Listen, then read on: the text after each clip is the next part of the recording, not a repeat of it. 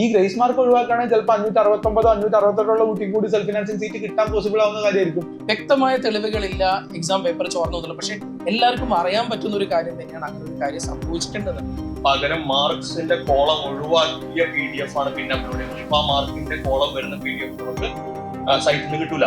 So they are hiding something. കുട്ടികളെ ചേർത്ത് പിടിച്ചുകൊണ്ട്, രക്ഷിതാക്കളെയും കുട്ടികളെയും ചേർത്ത് പിടിച്ചുകൊണ്ട് നമ്മൾ നിയമത്തിന്റെ കാര്യത്തിലോട്ട് പോവുകയാണെങ്കിൽ വലിയൊരു സ്കാം തന്നെയാണ് ഇത് നടന്നിട്ടുള്ളത്. അല്ല, അതുപോലെ ഈ സമയത്തിന്റെ പ്രശ്നമാണെങ്കിൽ നമ്മുടെ കുട്ടികൾക്കും ഉണ്ടായിട്ടുണ്ട്.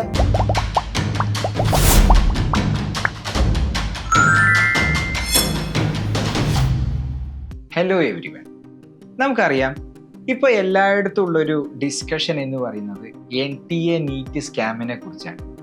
ഈ സ്കാം കാരണം ഒരുപാട് കുട്ടികൾക്ക് MBBS നഷ്ടപ്പെടുന്ന ഒരു സ്ഥിതിയാണ് ഈ വർഷമുള്ളത്.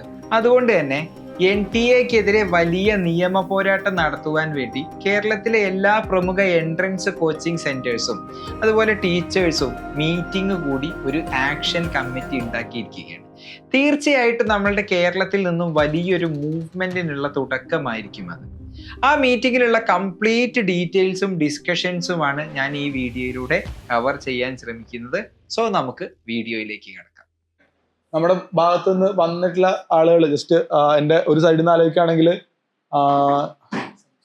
സംജിത് സാറുണ്ട്. സംജിത് സാറിൻ്റെ കൂടെ തന്നെ സച്ചിൻ സാറുണ്ട്. രണ്ടാൾക്കാരും ടാർഗറ്റ് എന്നുള്ള ആൾക്കാരാണ്. റാഫി സാറുണ്ട്. റാഫി സാർ എൻട്രൻസ് ടീച്ചേഴ്സ് അസോസിയേഷനെ റെപ്രസെൻറ്റേറ്റ് ചെയ്തിട്ടാണ് റാഫി സാർ ഉള്ളത്. ബാക്കി ആളുകൾ വരാനുണ്ട്. പിന്നെ ജിബിൻ സാറ് JPS അക്കാഡമിയിൽ നിന്ന്, ഞാൻ ഡോക്ടർ ആഷിഖ് ഡോക്ടേന്നാണ്. അതുപോലെ തന്നെ അഫ്സൽ സാറ് റൈസിന്റെ ഡയറക്ടറാണ്. റൈസും എയ്ഗണും കൂടെ ഉള്ളത്. പിന്നെ നമ്മുടെ ഇവിടെ സാജുക്ക് ഉണ്ട്. സാജുക്ക് ആക്ച്വലി MSFന്റെ നാഷണൽ പ്രസിഡന്റ് ആണ്, സ്റ്റുഡൻസ് അസോസിയേഷൻ ആണ്.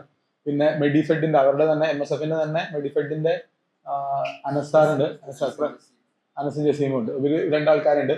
പിന്നെ ബാബു സാറ് വന്നിട്ടുണ്ട്. പിന്നെ ഷിബിലി സാറ്, നമ്മുടെ ഫൈസൽ സാറ്, ഡോക്ടറുടെ തന്നെ ഡയറക്ടർ ആയിട്ടുള്ള മുനീർക്ക, അങ്ങനത്തെ ആൾക്കാരൊക്കെയാണ് നമ്മളിവിടെ ഉള്ളത്. പിന്നെ പേരൻസും ബാക്കി കുറച്ച് വിദ്യാർത്ഥികളുമാണ് നമ്മൾ ഇവിടെ നിന്നിപ്പോൾ എത്തിയിട്ടുള്ളത്. അപ്പോൾ നമ്മൾ വന്നിട്ടുള്ള കാര്യം എന്താണെന്ന് വെച്ച് കഴിഞ്ഞാൽ, ഈ വർഷത്തെ നീറ്റിന്റെ റിസൾട്ട് വന്നതിന് ശേഷം വന്നിട്ടുള്ള ചില കാര്യങ്ങൾ. റിസൾട്ട് വരുന്നത് വരേക്കും ഇത് പെർഫെക്റ്റ്ലി ഫൈൻ ആയിട്ടുണ്ടായിരുന്ന ഒരു സാധനമായിരുന്നു ഉണ്ടായിരുന്നത്. അതായത് റിസൾട്ട് വരുന്നത് വരേക്കും അതിന്റെ നടത്തിപ്പാണെങ്കിലും, സാധാരണ കഴിഞ്ഞ വർഷത്തിലൊക്കെ ഈ ആപ്ലിക്കേഷൻ കൊടുക്കുന്ന സമയത്തും അത് കഴിഞ്ഞ സമയത്തൊക്കെ പലതരത്തിലുള്ള ചെറിയ പൊട്ടലും ചീറ്റലൊക്കെ അവിടെ എവിടെയൊക്കെ ഉണ്ടായിരുന്നെങ്കിൽ, ഇത്തവണ എക്സാം കഴിഞ്ഞ് റിസൾട്ട് വരുന്നത് വരേക്കും യാതൊരു വിധത്തിലുള്ള പ്രശ്നങ്ങളും ഉണ്ടായിട്ടുണ്ടായിരുന്നില്ല എന്നുള്ളത്. കാരണം കറക്റ്റായിട്ട് അവർ ആൻസർ കീ പബ്ലിഷ് ചെയ്യുകയും ചലഞ്ച് ചെയ്യാനുള്ള അവസരം കൊടുക്കുകയും ചലഞ്ച് അക്സെപ്റ്റ് ചെയ്തിട്ട് റീപബ്ലിഷ് ചെയ്യുകയും വരെയൊക്കെയുള്ള കാര്യങ്ങൾ വളരെ ഭംഗിയായിട്ട് തന്നെ നമ്മൾ വിചാരിച്ചതിലും പെർഫെക്ഷനിൽ നടന്നു. കാരണം കഴിഞ്ഞ എനിക്കറിയില്ല, എൻ്റെ ഓർമ്മ ശരിയാണെങ്കിൽ അവർ ഇതുവരെ നമ്മൾ ചലഞ്ച് ചെയ്തിട്ടുള്ള ഒരു ക്വസ്റ്റ്യൻ പോലും അംഗീകരിച്ചിട്ടില്ല. ആദ്യമായിട്ടാണ് ഒരു ചലഞ്ച് അംഗീകരിക്കുന്നത്. അപ്പോൾ ഇതുവരെ ഇല്ല. അത് കഴിഞ്ഞ വർഷമൊക്കെ ഇതിനേക്കാൾ എവിഡന്റ് ആയിട്ടുള്ള കാര്യങ്ങൾ നമ്മൾ കൊടുത്തിട്ടും അവരെന്ത് ചെയ്തിട്ടുണ്ടായിരുന്നില്ല, അക്സെപ്റ്റ് ചെയ്തിട്ടുണ്ടായിരുന്നില്ല. അത് ചെയ്തിട്ടുണ്ടായിരുന്നു. അതിന് റിസൾട്ട് വന്നതിന് ശേഷം റിസൾട്ട് വരുമ്പോഴും നമുക്കൊരു ഞെട്ടലായിരുന്നു. കാരണം ഇലക്ഷൻ വന്നപ്പോൾ എനിക്ക് ഓർമ്മയുള്ള കാര്യം, ആറ്റിങ്ങലില് റിസൾട്ട് അങ്ങോട്ടും ഇങ്ങോട്ടും ചാടിക്കൊണ്ടിരിക്കുന്ന സമയത്താണ് റിസൾട്ട് വരുന്നത്. സത്യം പറഞ്ഞു കഴിഞ്ഞാൽ ആത്മാർത്ഥമായിട്ട് പറയാണ്, ആറ്റിങ്ങൽ ആരാ ജയിച്ചതെന്ന് എനിക്ക് ഇപ്പോഴും അറിയില്ല.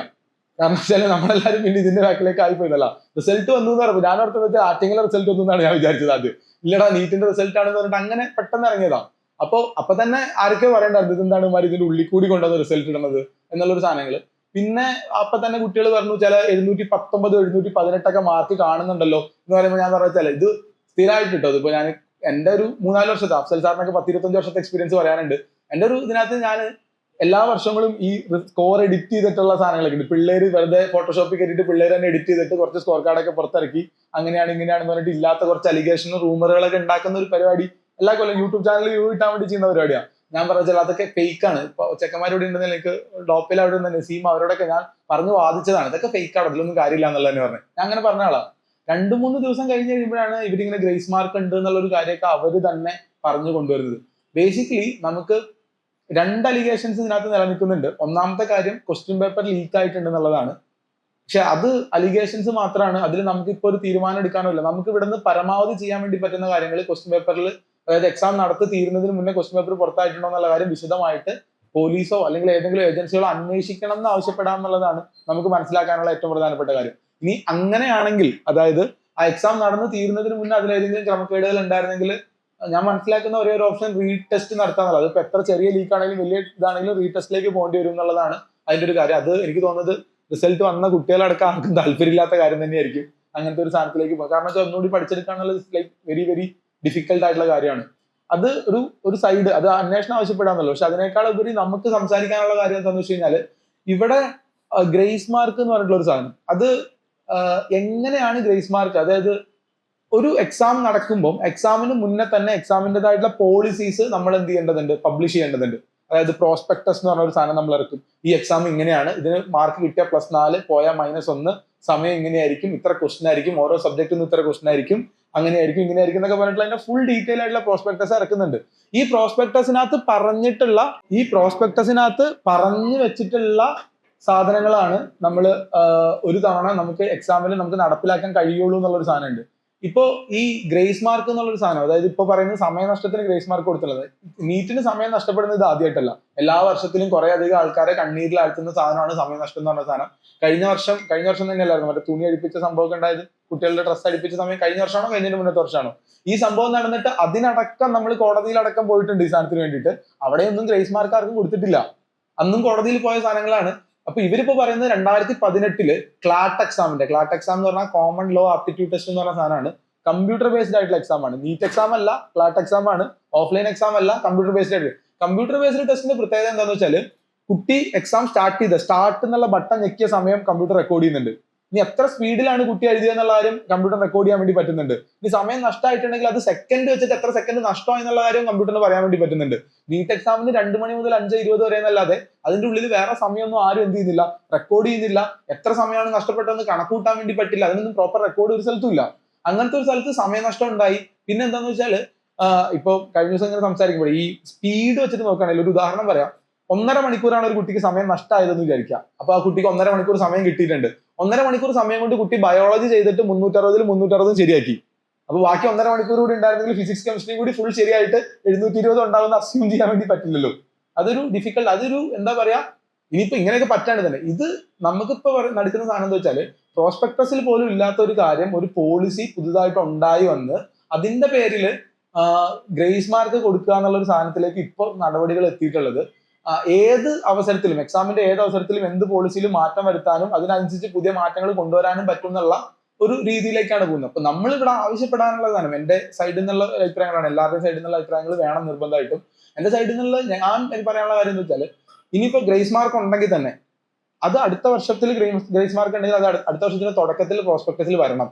അതായത് സമയം നഷ്ടപ്പെട്ട് കഴിഞ്ഞാൽ അതിന്റെ നടപടിക്രമങ്ങൾ ഇന്ന ഫോർമാറ്റ് ഫില്ല് ചെയ്ത് അതിന്റെ കോടതിയിലോ NTA അതിന്റെ ഗ്രീവൻസ് സെല്ലിൽ കൊടുത്തു കഴിഞ്ഞാൽ അതനുസരിച്ചിട്ട് ഗ്രേസ് മാർക്ക് ഇന്ന രൂപത്തിൽ ഗ്രേസ് മാർക്ക് തരും എന്നുള്ളൊരു കാര്യം ആദ്യമേ എന്ത് ചെയ്യണം, പറഞ്ഞു വെക്കണം.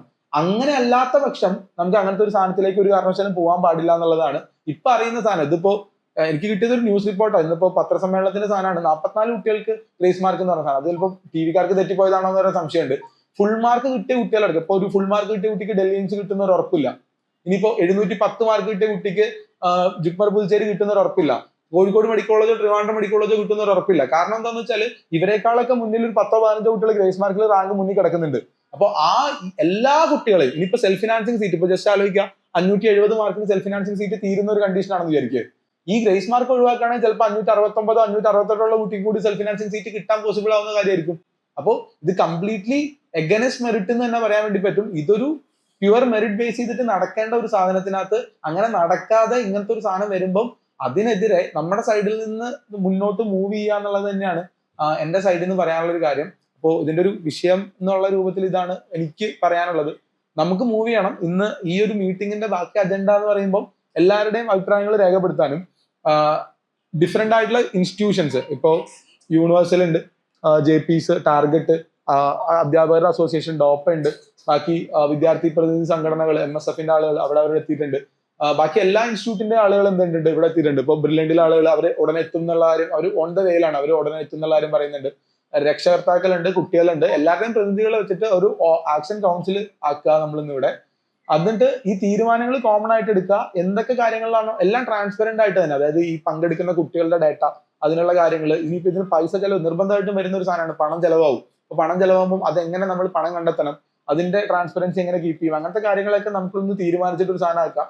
ഇതിപ്പോ ഇനി ആക്ഷൻ കൗൺസിലേക്ക് കൂടുതൽ ആൾക്കാർ, ഇപ്പോൾ മറ്റ് പ്രമുഖമായിട്ടുള്ള കുറെ സെന്റേഴ്സിലെ ആളുകൾ നമുക്ക് നിലവിൽ ഇവിടെ വരാത്ത ആൾക്കാരുണ്ട്. ചിലപ്പോൾ അവർ അറിയാത്തോണ്ടായിരിക്കും, അവർക്ക് പറ്റാത്തോണ്ടായിരിക്കാം, പല കാരണങ്ങൾ കൊണ്ടായിരിക്കാം. അപ്പൊ നാളുകളിൽ അവർക്ക് കടന്നു വരാനുണ്ടെങ്കിൽ അതിനുള്ളൊരു വഴി കൂടി തുറന്നു വെച്ചിട്ട് നമുക്ക് മുന്നോട്ട് പോകാം എന്നുള്ളൊരു സാധനമാണ്.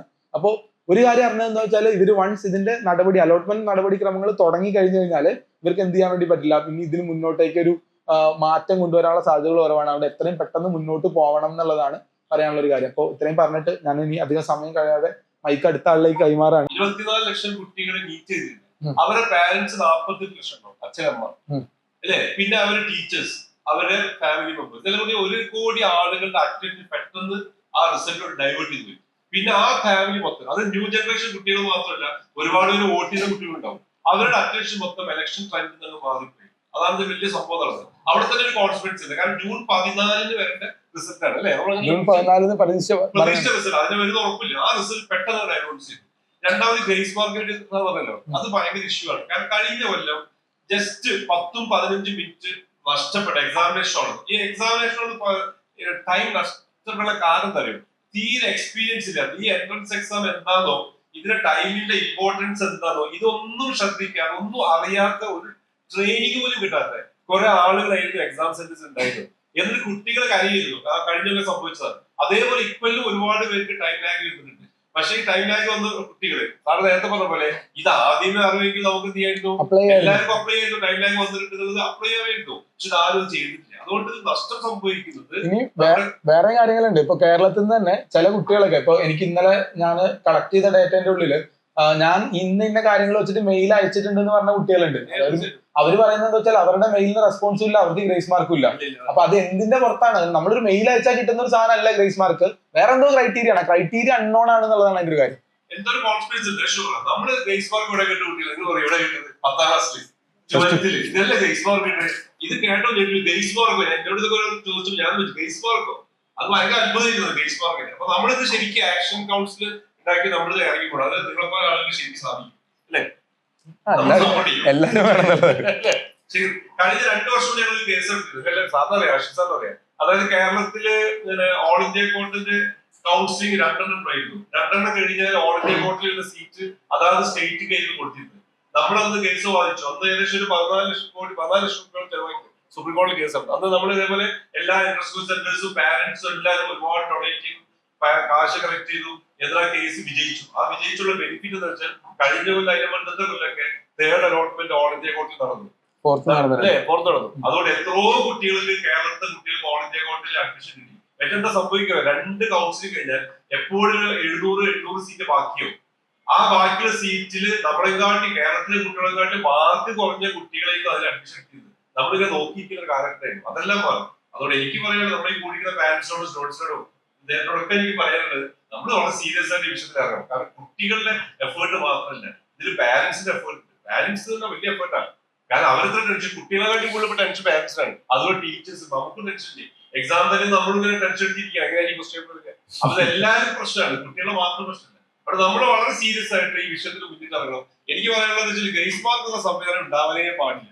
കാരണം അത് ഒരിക്കലും ഒരു നല്ലൊരു പ്രൂഫ് ചെയ്യാൻ കഴിയില്ല. സാറിന് ഗ്രേസ് മാർക്ക് അതും ചെയ്യാൻ കഴിയില്ല. കാരണം അങ്ങനെയാണെങ്കിൽ എല്ലാ എക്സാം സെന്ററിലും ക്ലാസ് റൂമിൽ ക്യാമറ വെക്കണം. എക്സാം എപ്പോൾ സ്റ്റാർട്ട് ചെയ്ത് എപ്പോൾ എൻഡ് ചെയ്തു, അങ്ങനെ ക്യാമറ വെച്ച എക്സാം നടക്കുന്നില്ല.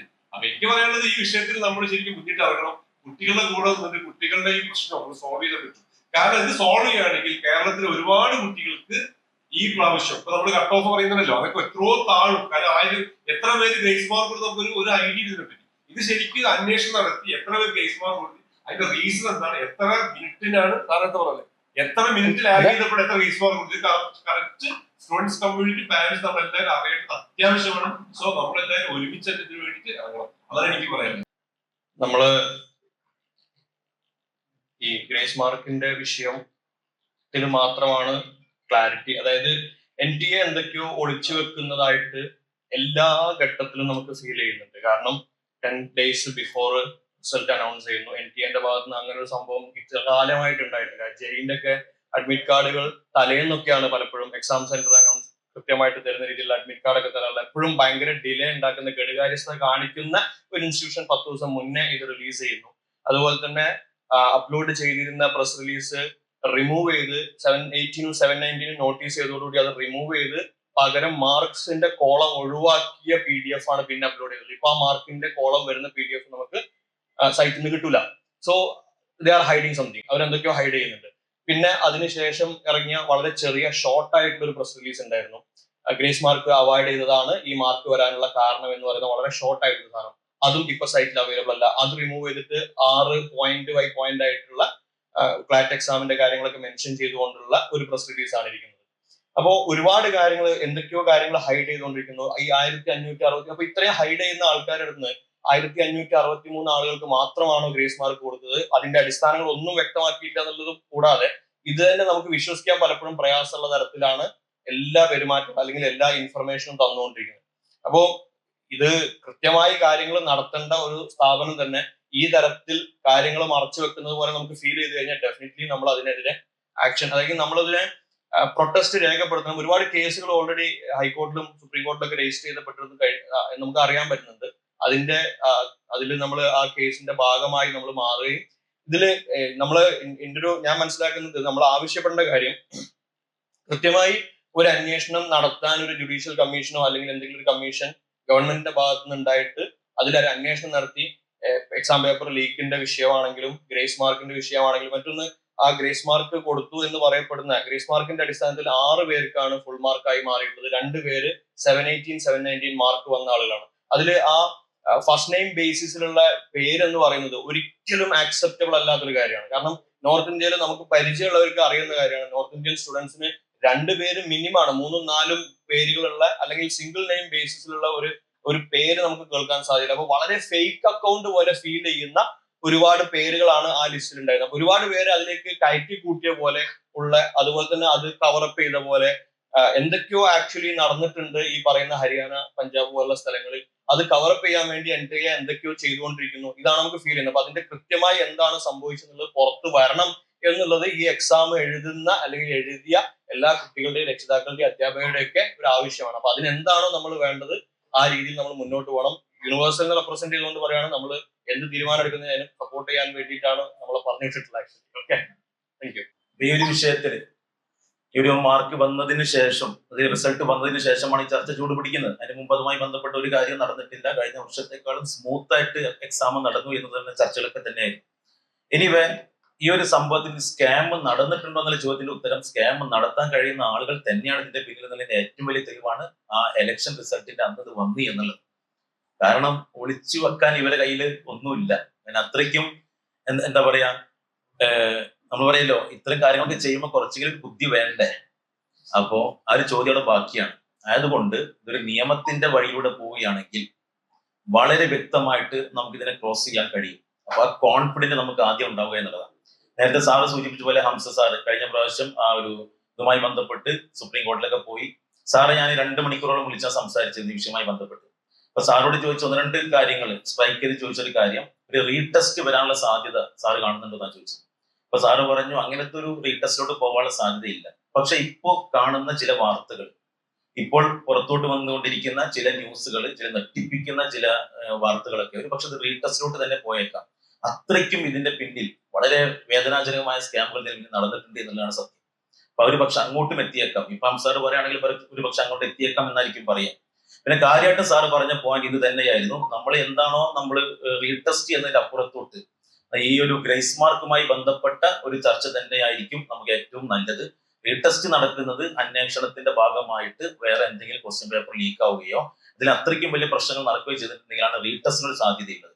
പിന്നെ ഏറ്റവും പ്രബലമായ ഒരു സാധ്യത, പൂർണ്ണമായിട്ടും നമുക്ക് വിജയിക്കാൻ കഴിയുന്ന ഒരു സാധ്യത എന്ന് പറയുന്നത് ഗ്രേസ് മാർക്ക് മാറ്റി നിർത്തിക്കൊണ്ട് മെറിറ്റ് അടിസ്ഥാനത്തിലുള്ള റാങ്ക് ലിസ്റ്റ് വരിക. ഇത് ഏറ്റവും കൂടുതൽ സ്വാധീനിക്കുന്നത് നമ്മുടെ കേരളത്തിലെ നമ്മുടെ ഇടയിലുള്ള വിദ്യാർത്ഥികളായിരിക്കും പോസിറ്റീവായിട്ട് സ്വാധീനിക്കുക. അപ്പൊ അംസാറോട് ചോദിച്ചു, അപ്പൊ നിയമപരമായിട്ട് ആ രീതിയിൽ പോവുകയാണെങ്കിൽ കഴിഞ്ഞ ആ ഒരു വിഷയവുമായി ബന്ധപ്പെട്ട് നിങ്ങളുടെ ഒരു പ്രീവിയസ് എക്സ്പീരിയൻസ് വെച്ച് എന്ത് ചെയ്യാൻ പറ്റും? സാറ് പറഞ്ഞത് നമ്മൾ സെന്റേഴ്സിന്റെ ഭാഗത്തുനിന്നോ അതല്ലെങ്കിൽ ഏതെങ്കിലും സംഘടനകളുടെ ഭാഗത്തുനിന്നോ മുന്നോട്ട് പോകുമ്പോൾ അവിടെ ശ്രദ്ധിക്കേണ്ട കാര്യം കുട്ടികളെ ചേർത്ത് പിടിച്ചുകൊണ്ട്, രക്ഷിതാക്കളെയും കുട്ടികളെയും ചേർത്ത് പിടിച്ചുകൊണ്ട് നമ്മൾ നിയമത്തിന്റെ കാര്യത്തിലോട്ട് പോവുകയാണെങ്കിൽ ഒരു പോസിറ്റീവ് റിസൾട്ട് വരും. അതല്ലാന്നുണ്ടെങ്കിൽ അവിടെയൊക്കെ നമുക്ക് ചില ചോദ്യങ്ങളോ ഉത്തരങ്ങൾക്ക് ഒരു പക്ഷെ ഉത്തരം കിട്ടിക്കോണമെന്നില്ല. അപ്പം നമ്മുടെ കേരളത്തിന്റെ ഭാഗത്ത് നിന്ന് ഇപ്പൊ കോഴിക്കോട് ഈ കോച്ചിങ് സെന്ററുകളും അസോസിയേഷനും ഒക്കെ വളരെ സജീവമായി മുന്നോട്ട് വന്നു. 1-2 ദിവസത്തിനുള്ളിലാണ് ഇത് വന്നത്. പക്ഷെ ഇതിന്റെ ഇടയിൽ തന്നെ വളരെ സ്ട്രോങ് ആയിട്ടുള്ള ഒരുപാട് കേസുകൾ അല്ലെങ്കിൽ ഒരുപാട് പരാതികൾ അവിടെ കൊടുത്തിട്ടുണ്ട്. അതിന്റെ ഭാഗമായിട്ടാണ് ഈ ഒരു പത്രസമ്മേളനവും ഈ ഒരു കാര്യങ്ങളെല്ലാം. അപ്പം എത്രത്തോളം ഇത് നമ്മൾ സ്ട്രോങ് ആക്കുന്നോ, എത്രത്തോളം ഇത് നമ്മൾ പ്രഷർ ചെലുത്തുന്നോ, അതിൻ്റെതായിട്ടുള്ള പോസിറ്റീവ് റിസൾട്ട് അതിന് വരും എന്നുള്ളത് തന്നെയാണ്. ഈ ഒരു സമയം, ഈ ഒരു സന്ദർഭം, ഇതിന് കിട്ടുന്ന റിസൾട്ട് ഒരു നിലയ്ക്ക് നമ്മൾ വിട്ടുകൊടുക്കാൻ പറ്റാത്ത രൂപത്തിൽ ഒരുപാട് സ്കാമുകൾ ഇതിന്റെ പിന്നിലുണ്ട്. പുറത്ത് പറയാൻ പറ്റാത്ത രൂപത്തിൽ ലക്ഷങ്ങൾ പൈസ വാങ്ങിയിട്ട് ഫുൾ മാർക്ക് വാങ്ങി കൊടുക്കാം എന്നുള്ള ന്യൂസുകൾ വരെ ഇതിന്റെ പിന്നിലുണ്ട് എന്നൊക്കെയാണ് അറിയാൻ പറ്റുന്നത്. എത്രയോ സത്യം നമുക്ക് അറിയില്ല, പക്ഷെ ഇതൊക്കെയാണ് ഇതിന്റെ അവസ്ഥ. അപ്പൊ എന്ത് വില കൊടുത്തും നമ്മുടെ കുട്ടിയുടെ ഭാവി നിർണ്ണയിക്കുന്ന, അല്ലെങ്കിൽ ഇതിനെപ്പറ്റി ഒന്നും അറിയാത്ത കേരളത്തിലെ കുട്ടികളുടെ വളരെ റിസ്ക് എടുത്ത് പഠിക്കുന്നു. അവർക്ക് ഈ രൂപത്തിലേക്കാണ് ഇതിന്റെ പിന്നിലുള്ളതെങ്കിൽ എന്ത് വില കൊടുത്തും എന്ത് റിസ്ക് എടുത്തും, അതിന് സാമ്പത്തിക ആയിക്കോട്ടെ, അതല്ലെങ്കിൽ വേറെ സപ്പോർട്ട് ആയിക്കോട്ടെ, സംഘടനാ സപ്പോർട്ട് ആയിക്കോട്ടെ, ഇവിടെ വിദ്യാർത്ഥികളാണ്. ഇവിടെ പാർട്ടികളോ അതല്ലെങ്കിൽ സെന്ററുകളോ അതൊന്നും നമ്മൾ വേർതിരിക്കേണ്ട ആവശ്യമില്ല. എല്ലാവരും ഒറ്റക്കെട്ടായിട്ട് ഫൈനൽ റിസൾട്ട് നമ്മളെ കുട്ടികൾക്ക് കിട്ടുന്ന രൂപത്തിൽ സജീവമായിട്ട് മുന്നോട്ട് പോകാം.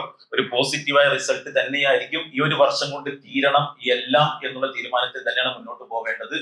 അപ്പോൾ ഇത്തരം കാര്യങ്ങൾ തന്നെയാണ് എനിക്ക് ഈ കാര്യവുമായി ബന്ധപ്പെട്ട് പറയാനുള്ളത്. നമുക്ക് വിദ്യാർത്ഥികളുടെ അഭിപ്രായങ്ങളൊക്കെ കൂടുതൽ എടുക്കണം. ഒക്കെ അടുത്തായിട്ട് ജിബിൻ സാറാണ് നമ്മുടെ JP സെന്ററിന്റെ ഡയറക്ടർ.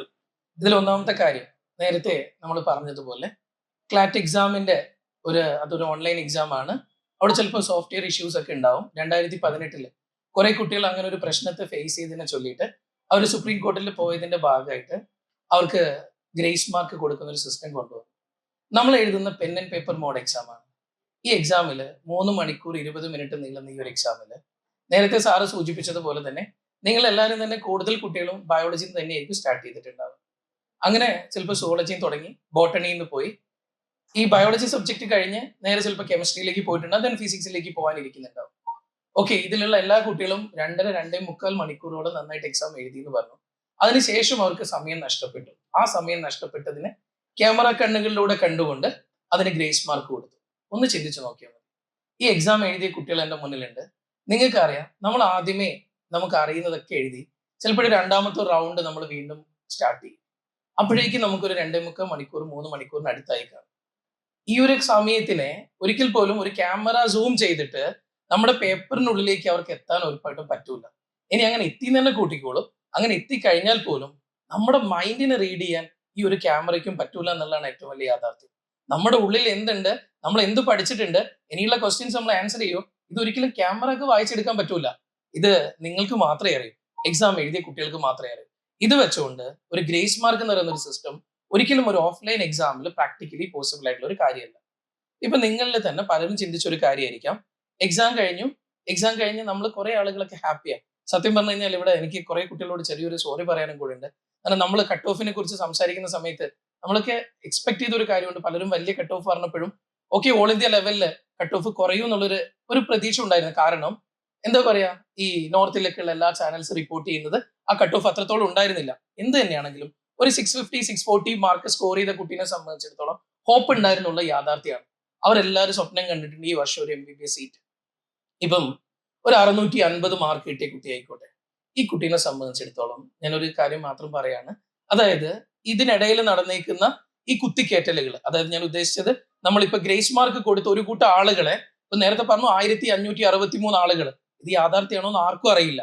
NTA തന്ന കണക്കുകൾ മാത്രമാണ്. അതിൽ എത്രത്തോളം ആളുകൾ അതിനുള്ളിലേക്ക് ആഡഡ് ആയിട്ടുണ്ട്, എത്രത്തോളം ആളുകൾ ഇതിനുള്ളിലേക്ക് ഇൻക്ലൂഡഡ് ആയിട്ടെന്ന് ചോദിച്ചു കഴിഞ്ഞാൽ നമുക്ക് അറിയില്ല. അങ്ങനെ ആവുന്ന സമയത്ത് ഒരു കാര്യം ചിന്തിച്ചു നോക്കണം. ചിലപ്പോൾ നിങ്ങൾക്ക് അർഹതപ്പെട്ട ഒരു സീറ്റ് ആയിരിക്കും നഷ്ടപ്പെട്ടു പോയിട്ടുണ്ടാവുക.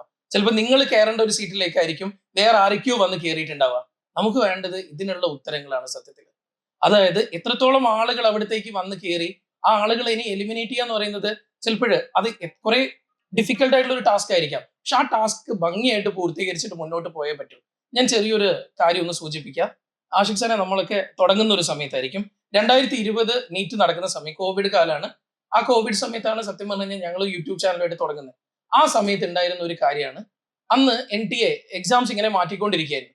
എക്സാം മാറ്റുന്നതിനിടയിൽ ഒരു നോട്ടിഫിക്കേഷൻ, അന്ന് നമ്മുടെ ഇന്ത്യയിൽ തന്നെ ഏറ്റവും പ്രമുഖമായിട്ടുള്ള ഒരു സ്ഥാപനത്തിന്റെ ചാനലിൽ അതിന്റെ ഡയറക്ടർ ഒരു NTA നോട്ടീസ് വെച്ചുകൊണ്ട്, ദാറ്റ് മീൻസ് ഈ വരുന്ന നോട്ടിഫിക്കേഷൻ പോലെ ഒരു നോട്ടിഫിക്കേഷൻ വെച്ചുകൊണ്ട് അങ്ങേര് അതിനെക്കുറിച്ച് സംസാരിച്ചു. ഈ കാര്യത്തെക്കുറിച്ച് സംസാരിച്ചതിന് ശേഷം നമ്മൾ NTA ഒഫീഷ്യൽ സൈറ്റിൽ സെർച്ച് ചെയ്യാണ്, എവിടെയും നോട്ടിഫിക്കേഷൻ ഒന്നും കാണുന്നില്ല. അന്ന് നമ്മുടെ ചാനലിലൂടെ കറക്റ്റായിട്ട് അപ്ഡേഷൻസ് അന്ന് കൊടുത്തുകൊണ്ടിരുന്ന ഒരു സമയമാണ്. ഇതിൽ എവിടെയും കാണാനില്ല. എല്ലാവരും അങ്ങോട്ടും ഇങ്ങോട്ടും വിളിക്കുന്നു, ആരും ഇങ്ങനെ ഒരു സാധനം കണ്ടിട്ടില്ല. അങ്ങനെ ഇതിൽ ഒരു സുധീർ എന്ന് പറയുന്ന ഒരു സാറിന്റെ ഒരു ചാനലുണ്ട്. ഇത് നോർത്ത് ഇന്ത്യൻ എന്നുള്ള ഒരു ചാനലാണ്. ആ ചാനലിനുള്ളിൽ ഇതിനെക്കുറിച്ച് ഭയങ്കരമായിട്ടുള്ള ചർച്ച നടക്കുകയാണ്. കാരണം എന്തുകൊണ്ട് ഈ ഒരു വലിയ സ്ഥാപനത്തിന്റെ ഡയറക്ടർ ഇങ്ങനെ ഒരു കാര്യത്തിനെ കുറിച്ച് സംസാരിച്ചു, ഇതുവരെ NTA ഒഫീഷ്യൽ സൈറ്റിൽ ഇങ്ങനെ ഒരു കാര്യം വന്നിട്ടില്ല. പക്ഷേ കുറച്ച് കഴിഞ്ഞതും ആ നേരത്തെ പറഞ്ഞേക്കുന്ന ആ ചാനലിൽ നിന്ന് ആ വീഡിയോ റിമൂവ് ആയി. ദെൻ NTA ഒഫീഷ്യൽ സൈറ്റിൽ ഈ നോട്ടിഫിക്കേഷൻസ് അവിടെ വന്നു. ഇത് 2020 സംഭവിച്ച കാര്യമാണ്. എനിക്ക് കറക്റ്റ് ആയിട്ട് ആ ഡേറ്റ് പറഞ്ഞിരുന്നെങ്കിൽ എനിക്ക് യൂട്യൂബ് ചാനൽ നോക്കിക്കഴിഞ്ഞാൽ എനിക്കൊന്ന് കാണാൻ പറ്റും. നമ്മൾ അതിനെ ചൊല്ലിയിട്ട് വീഡിയോ ചെയ്തിട്ടുണ്ടായിരുന്നു. അങ്ങനെ ഈ കാര്യം വന്നു. കുറച്ച് ദിവസം, ദാറ്റ് മീൻസ് കുറച്ച് ദിവസമല്ല, കുറച്ച് മണിക്കൂറുകൾ കൊണ്ട് തന്നെ ഞാൻ പറഞ്ഞ സുധീർ എന്ന് പറയുന്ന ഒരാളുടെ ചാനലിൽ അത് ഭയങ്കര റീച്ചിലേക്ക് പോയി. പക്ഷെ ഈ റീച്ചിലേക്ക് പോയി എന്നല്ലാതെ കുറച്ച് സമയം കഴിയുന്നതോടുകൂടെ ആ വീഡിയോ ഡിലീറ്റഡ് ആയി. പിന്നെ നമ്മൾ കാണുന്ന പിറ്റേ ദിവസം ഈ സുധീർ സാറ് തൊട്ടിപ്പുറത്ത് NTA ഡയറക്ടറും കൂടെ ഇരുന്നുകൊണ്ട് ഒരു കോൺവെർസേഷൻ ആണ്. ദാറ്റ് മീൻസ് ഇതിൽ ഇങ്ങനെ ഒരു കാര്യത്തിനെ കുറിച്ച് പരാമർശിക്കുന്നേ ഇല്ല. വരാൻ പോകുന്ന നീറ്റും കോവിഡുമായിട്ട് ബന്ധപ്പെട്ട കാര്യങ്ങളെ കുറിച്ചുള്ള ഒരു ചർച്ച. അതായത് ഇവിടെ എല്ലാം നടക്കും എന്നുള്ളതാണ് ഇതിന്റെ ഏറ്റവും വലിയ യാഥാർത്ഥ്യം. അപ്പൊ സത്യം പറഞ്ഞു കഴിഞ്ഞാൽ നമ്മളെല്ലാവരും പറയാൻ മടിക്കുന്നുണ്ടെങ്കിൽ പോലും നമ്മുടെ എല്ലാവരുടെ ഉള്ളിൽ അതിനുള്ളൊരു നമുക്കതിന്റെ പ്രൂഫ് എന്താണ്, അതിന്റെ തെളിവ് എന്താണെന്ന് അറിയാത്തത് കൊണ്ടാണ് നമ്മളെല്ലാവരും മടിക്കുന്നത്. ഇപ്പൊ ഇവിടെ ഇരിക്കുന്ന ആരാണെങ്കിലും, ഇപ്പൊ ആഷിഖ് സാർ ആണെങ്കിൽ പോലും നമുക്ക് വ്യക്തമായ തെളിവുകളില്ല എക്സാം പേപ്പർ ചോർന്നു എന്നുള്ളത്. പക്ഷെ എല്ലാവർക്കും അറിയാൻ പറ്റുന്ന ഒരു കാര്യം തന്നെയാണ് അങ്ങനെ ഒരു കാര്യം സംഭവിച്ചിട്ടുണ്ട് എന്നുള്ളത്. പക്ഷെ നമ്മൾ ഗ്രേസ് മാർക്കിലേക്ക് നിന്നുകൊണ്ട് തന്നെ നമുക്ക് കാര്യങ്ങൾ മുന്നോട്ട് കൊണ്ടുപോകുന്നതായിരിക്കും കുറച്ചും കൂടി ഉചിതമായിട്ടുള്ള ഒരു തീരുമാനം എന്നാണ് എനിക്ക് തോന്നുന്നത്.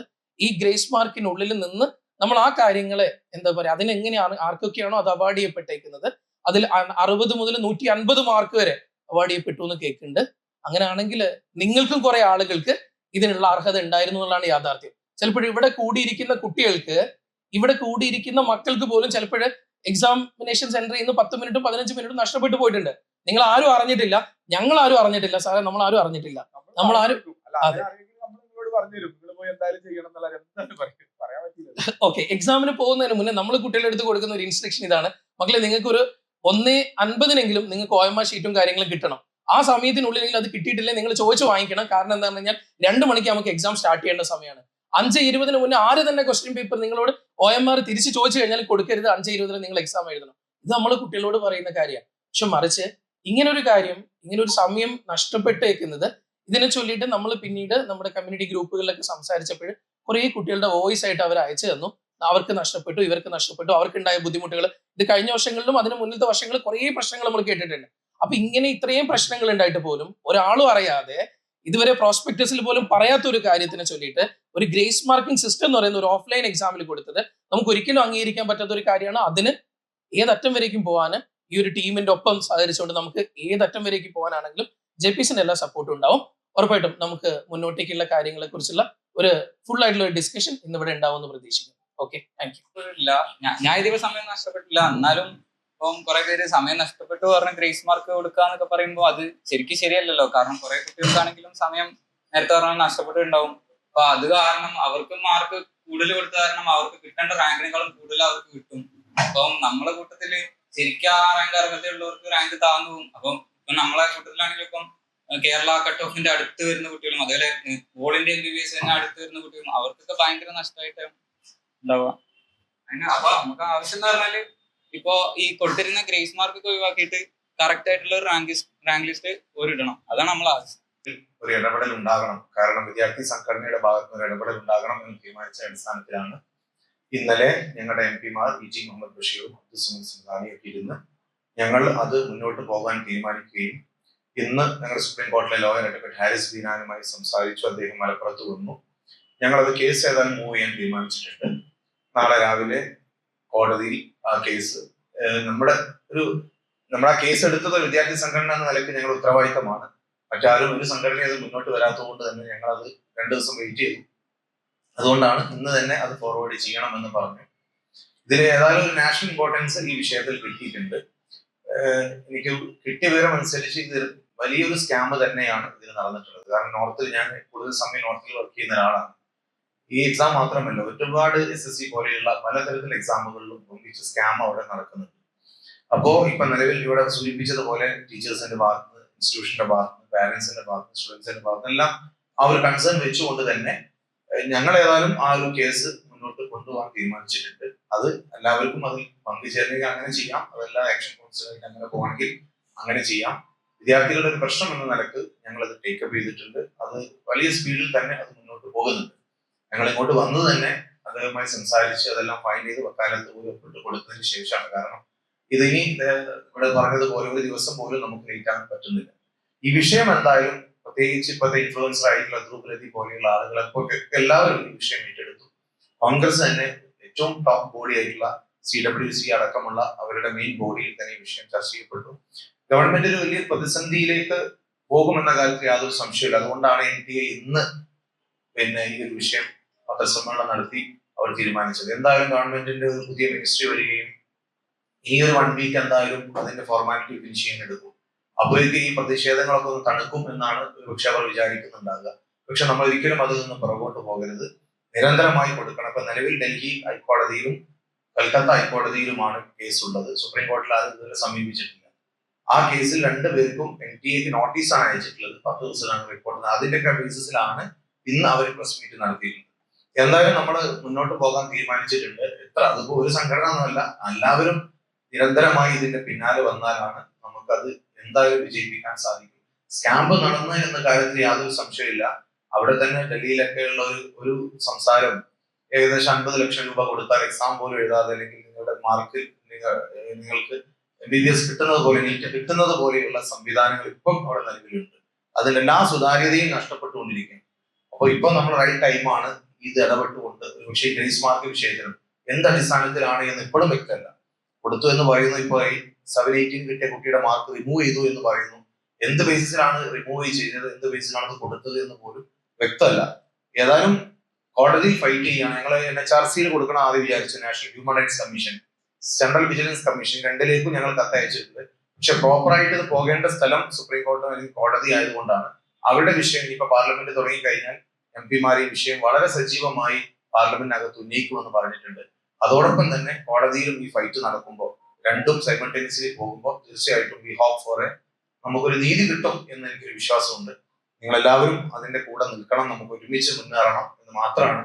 ഒരു സംഘടന, വിദ്യാർത്ഥി പ്രതിനിധികളുടെ വിഷയം വരുമ്പോൾ അതിൽ ഇടപെടുന്ന ഒരു ഉത്തരവാദിത്തമുള്ള സംഘടനയാണ് വിദ്യാർത്ഥി സംഘടന. അതിന്റെ ഭാഗത്തു നിന്ന് ഒരു പ്രതിനിധി എന്ന നിലയിലാണ് ഞങ്ങൾ ഈ വിഷയം ഏറ്റെടുത്തത്. ഏതായാലും നാളെ സുപ്രീം കോടതിയിൽ ഈ വിഷയം ഞങ്ങൾ മൂവ് ചെയ്യുന്നുണ്ട്. ഈ വിഷയം പല മുഖങ്ങളും എനിക്ക് ഇവിടെ അറിയാം.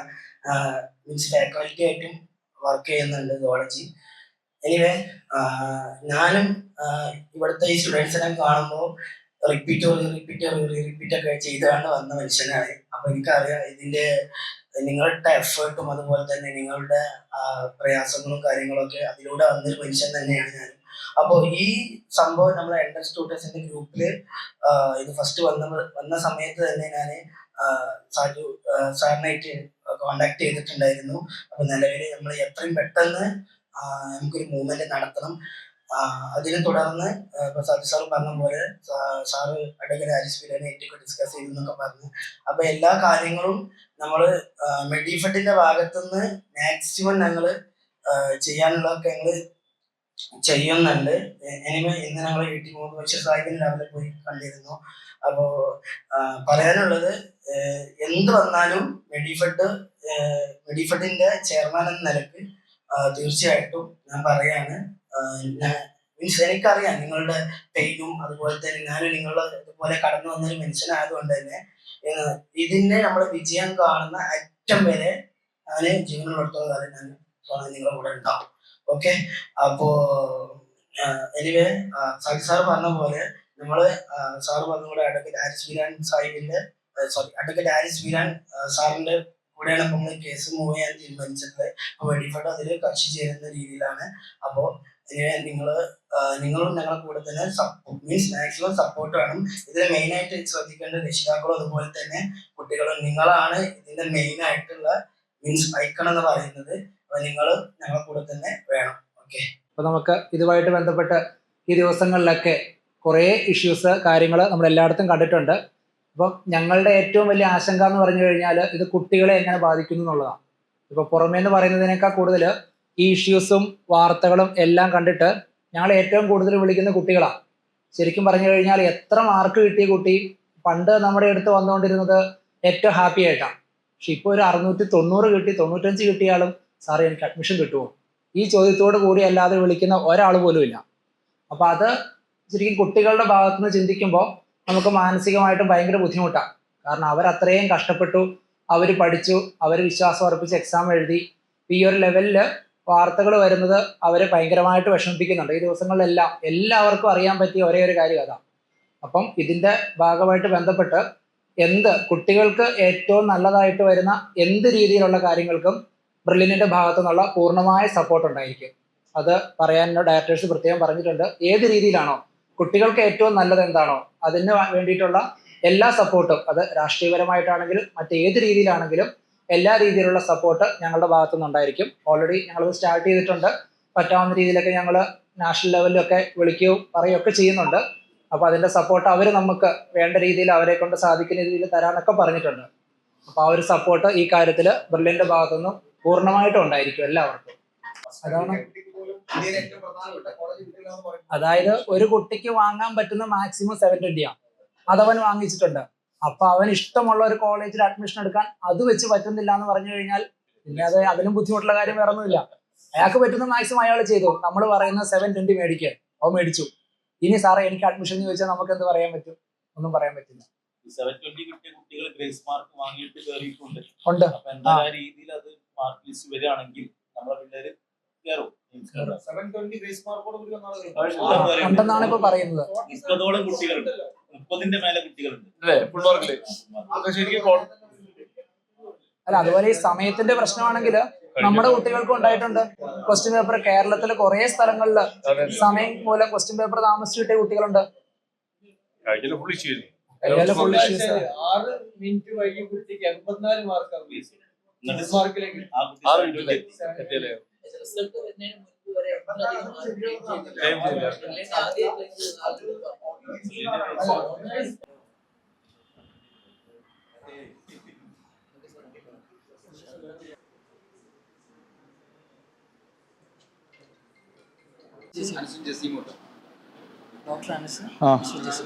ഡോക്ടർ തന്നെ എഴുതിയിട്ടുള്ളത്.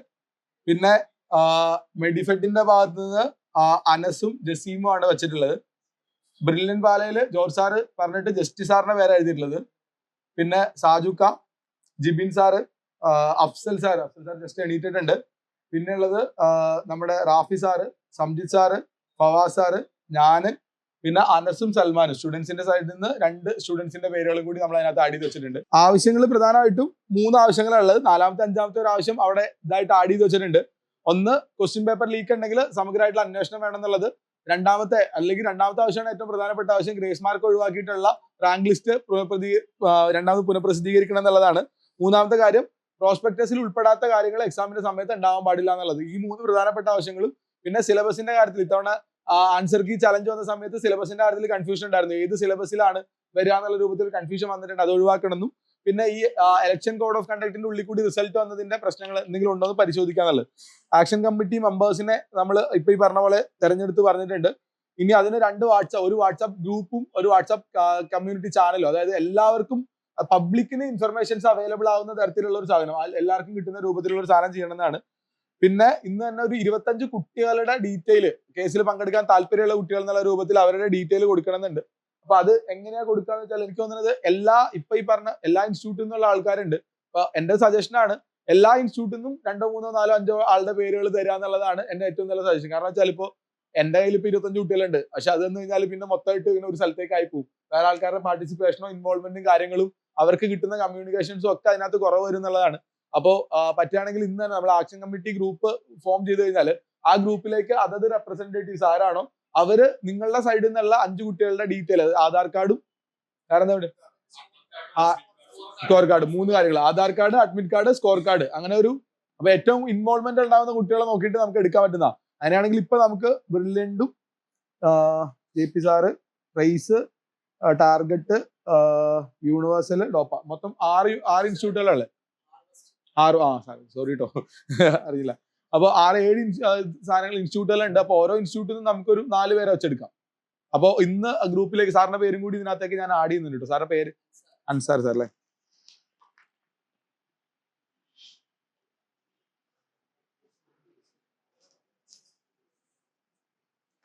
അപ്പോൾ ഓരോ ആളുകളും ഒരു 4 ആളുകളുടെ പേരുകൾ ആ ഗ്രൂപ്പിലേക്ക് ഇടുകയാണെങ്കിൽ നമുക്ക് അത് ഇന്ന് തന്നെ വക്കീലിന് ഫോർവേഡ് ചെയ്തിട്ട് കാര്യങ്ങൾ ചെയ്യാൻ വേണ്ടി പറ്റും എന്നുള്ളതാണ്.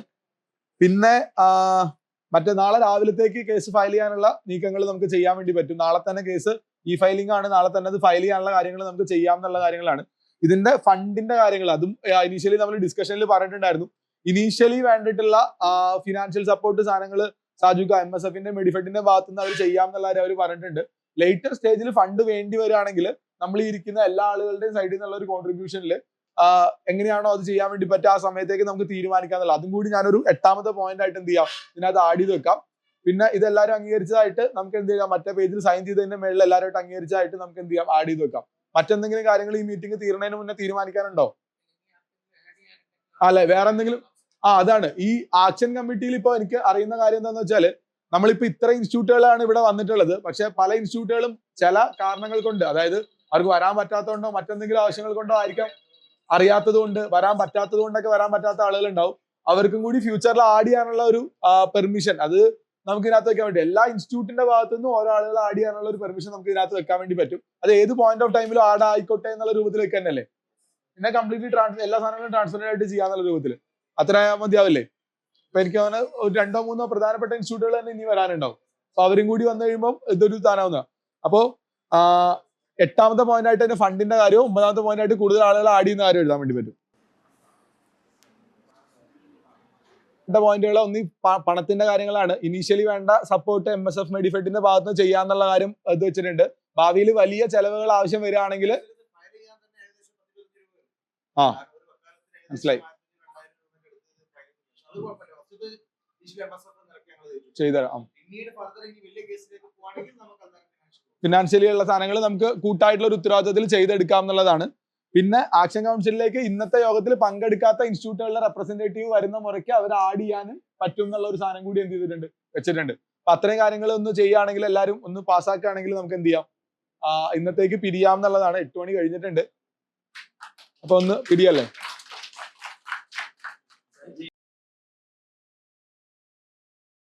ഇപ്പൊ നിങ്ങൾ ഇവിടെ കണ്ടതുപോലെ എല്ലാവരും ഒരു കോസിന് വേണ്ടിയാണ് ഇവിടെ കൂടിയിട്ടുള്ളത്. ഇത് ശരിക്കും ഒരു പ്രൊട്ടസ്റ്റ് മാത്രമല്ല, ഇതൊരു മൂവ്മെന്റ് ആണ്. ടീച്ചേഴ്സും സ്റ്റുഡൻസും പാരൻസും കോച്ചിങ് സെന്റേഴ്സും എല്ലാവരും ഒരുമിച്ച് മുന്നിട്ടിറങ്ങി നടത്തുന്ന ഒരു മൂവ്മെന്റ്. നമ്മളെല്ലാവരും ഒരു വലിയ മാറ്റത്തിനായിട്ടാണ് മുന്നിട്ടിറങ്ങുന്നത്. ഇതൊരു തുടക്കം മാത്രമാണ്. ഈ മൂവ്മെന്റിന്റെ പാർട്ടായിട്ടുള്ള എല്ലാവർക്കും നന്ദി. നിങ്ങൾക്ക് ഈ വീഡിയോ ഇഷ്ടപ്പെട്ടിട്ടുണ്ടെങ്കിൽ ഈ വീഡിയോ ഒന്ന് ലൈക്ക് ചെയ്യുക. ഈ വർഷം നീറ്റ് എക്സാം എഴുതിയ എല്ലാവരിലേക്കും നിങ്ങൾ ഈ വീഡിയോ ഒന്ന് ഷെയർ ചെയ്ത് കൊടുക്കുക. So thank you for watching and stay United.